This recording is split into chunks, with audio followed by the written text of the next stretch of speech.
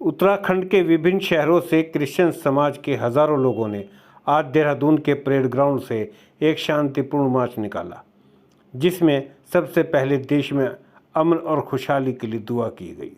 हम प्रार्थना करते हैं प्रभु जब शांति के साथ प्रभु जी जब इस रैली को यहाँ से आरंभ करते हैं, पवित्र सामर्थी परमेश्वर हम आपकी उपस्थिति हमारे मध्य में हमारे आगे चाहते हैं प्रभु जी।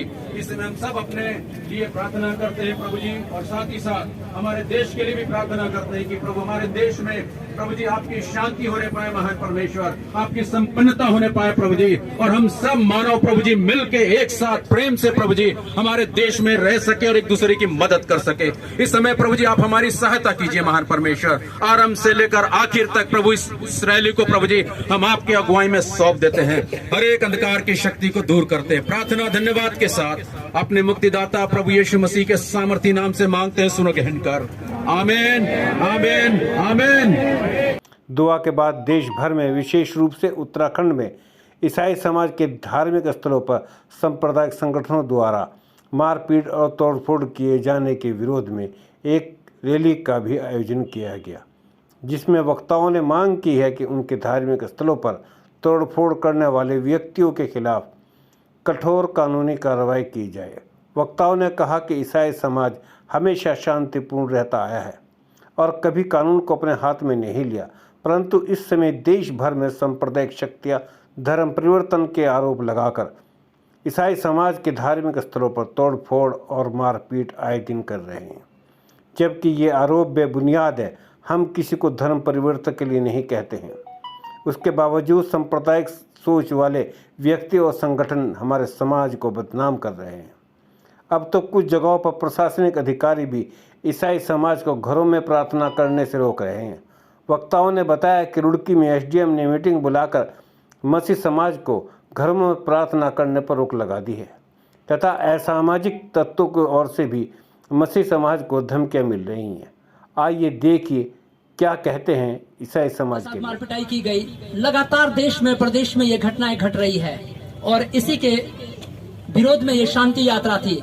हमारा यही मकसद था कि हम ये संदेश देना चाहते हैं अपनी सरकार को, अपनी प्रशासन को, कि हम संविधान के दायरे में जीते हैं और उसी में जीना चाहते हैं। ना तो हमने लाठी चलाने वाले, ना हथियार चलाने वाले, ना कोई ऐसे संगठन जो हमारी सुरक्षा के लिए खड़े हों तैयार किए हैं। सिर्फ हम प्रार्थना सिखाते हैं, प्रार्थना करना देश के लिए, लोगों के लिए, और हम प्रशासन पर और संविधान पर और सरकार पर पूरे रीति से अपनी सुरक्षा के लिए निर्भर रहते हैं। और हम ये उम्मीद करते हैं कि हमारी आवाज प्रदेश के मुखिया तक, हमारे मुख्यमंत्री जी तक, हमारे केंद्र सरकार तक आज हम इस विज्ञापन के माध्यम से जो तैयार किया है और आप प्रेस के माध्यम से पहुंचाना चाहते हैं कि ये अत्याचार बंद हो, हम शांति के साथ अपनी आराधना अपने घरों में कर सकें और अपने संपूर्ण समाज के साथ मिलजुल कर रह सकें।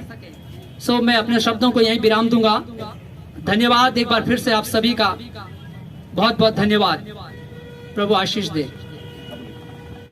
अपनी संगति में लिए एक मौका दिया है कि हम देश के लिए एक फिर से नमूना बन के सामने आए हैं। अगर मैं आज की रैली की बात करूं तो आज की रैली में आप देखेंगे कि प्रशासन को किसी प्रकार की परेशानी नहीं दिखाई दी। अगर यही प्रोसेशन किसी और का होता तो अभी बहुत ढेर सारी पुलिस फोर्स होती। तो ये एक सबसे बड़ा सिंबल है कि क्रिश्चियंस कभी भी उपद्रव नहीं करते हैं।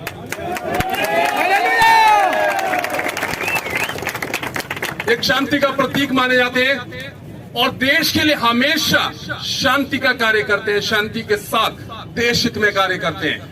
आज चर्च पे या ईसाई समाज पे जो हमले हो रहे हैं उसके विरोध में रैली है, शांति मार्च है। ईसाई समाज फिर से बताना चाहता है कि ईसाई समाज किसी प्रकार का उपद्रव नहीं करता, देश के विरुद्ध नहीं जाता, देश के कानून के विरुद्ध नहीं जाता। तो ये समाज के प्रति क्यों इतना विद्रोह, इतना विरोध भरा हुआ है?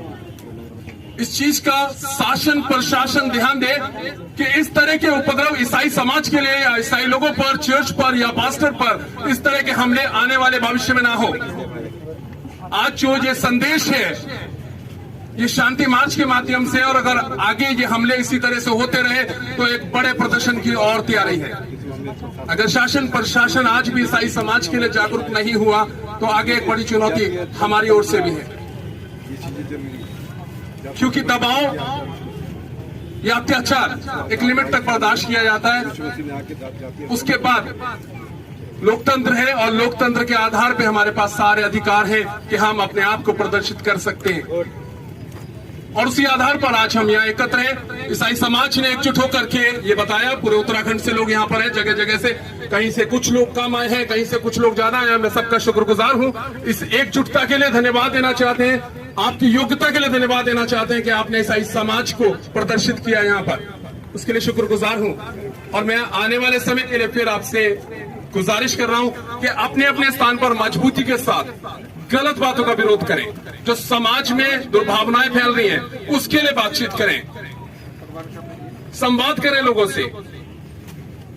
ईसाई समाज किसी के विरोध में नहीं है, तो ईसाई समाज के विरोध में क्यों है? मसीह समाज किसी का विरोध नहीं करता, तो मसीह समाज के विरोध में क्यों है? इतना उपद्रव क्यों है मसीह समाज के लिए? आज ये सवाल खड़ा हो गया पूरे देश भर में, ना कि उत्तराखंड में बल्कि पूरे देश भर में सवाल खड़ा है कि मसीह समाज से इतना विरोध क्यों है? शांति का प्रतीक माने जाते हैं, हमेशा से शांति का प्रतीक माना जाता है ईसाई समाज, और शांति के लिए ही कार्य करता है, हर रीति से देश हित के लिए कार्य करता है। देश विरोध में कभी ईसाई समाज नहीं आया आज तक, और ना ही भविष्य में कभी आएगा, क्योंकि ईसाई समाज की शिक्षाएं कुछ ऐसी हैं। तो मेरी शासन प्रशासन से आज यही रिक्वेस्ट है कि ईसाई समाज के प्रति चेतना लाएं, और जो ऐसे उपद्रवी तत्व हैं जो समाज में विद्रोह उत्पन्न कर रहे हैं, चंद लोग हैं जो समाज को दूषित करते हैं, चंद लोग हैं जो इस तरह के हंगामे करते हैं और समाज में एक अस्थिर वातावरण पैदा कर रहे हैं, उन लोगों को चिन्हित किया जाए, उनके विरुद्ध कार्रवाई की जाए, ताकि देश जो एकता का प्रतीक है, एक गुलदस्ता है हमारा देश, धर्म जाति का और भाषाओं का एक गुलदस्ता है, उस गुलदस्ते को ना बिगाड़ा जाए, उसका सौहार्द ना बिगाड़ा जाए। आपसी सौहार्द बना रहना चाहिए। चंद लोग मिलकर आपसी सौहार्द को बिगाड़ने की कोशिश कर रहे हैं, उनको चिन्हित किया जाए, उनके खिलाफ कार्रवाई की जाए, ताकि देश की एकता और प्रेम बना रहे। तो मैं इसी संदेश के साथ आप सबको एक बार फिर से धन्यवाद देना चाहता हूं, और चाहता हूं कि हमेशा आप एकजुट रहें, एक दूसरे के साथ खड़े रहें, ताकि आने वाले भविष्य में किसी प्रकार की कोई घटना ईसाई समाज के साथ या चर्च में कभी ना होने पाए। Thank you.